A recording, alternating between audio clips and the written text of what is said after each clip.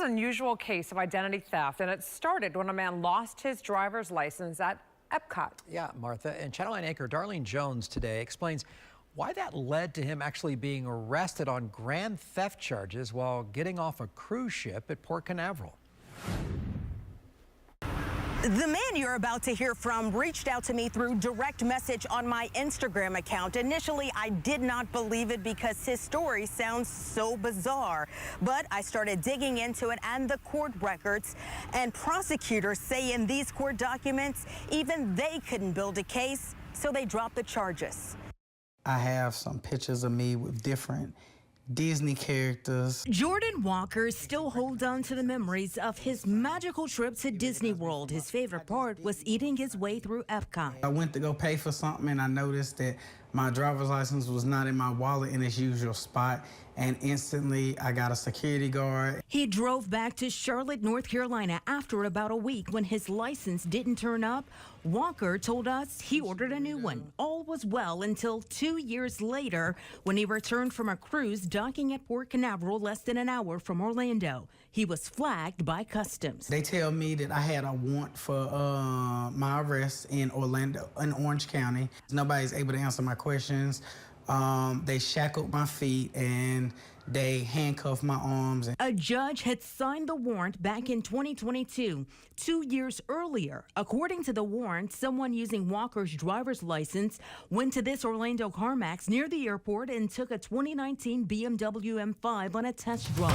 The driver in this surveillance video included in the court records never returned it. I was mortified that they even took the ID because my ID says I'm a person that's 5'5", and even just looking at the video, you can tell the person is significantly taller, the person is, their skin complexion is different, the hair.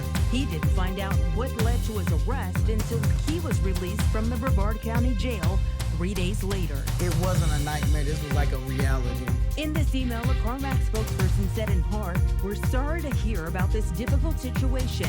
Once CarMax reported the theft of the vehicle, the police took over the investigation. We still do not have possession of the stolen vehicle.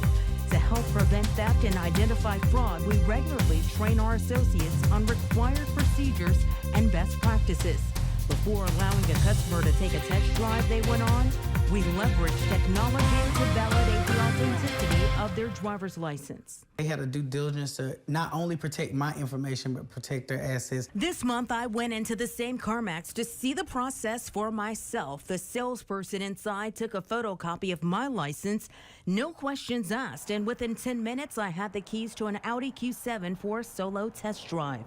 Walker was offered plea deals to settle his case, but hired an attorney. And he told us after more than $10,000 and countless hours of digging up proof of his whereabouts on the day that car was stolen, prosecutors finally dropped the felony grand theft charge last month. It was just horrible. It affected my job too. Eventually, I had to leave. It just put a financial burden.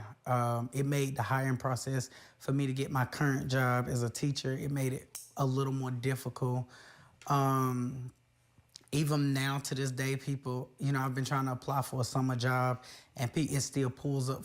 In that statement from CarMax, a spokesperson told me they started offering that solo test drive option a while ago, but they continue to offer test drives with associates. They did not answer my questions about whether all of the vehicles out here have a GPS device, but when I went on that test drive with that Audi Q7, the associate made it clear to me that vehicle was armed with a GPS device. Reporting in Orlando, Darlene Jones, Channel 9 Eyewitness News.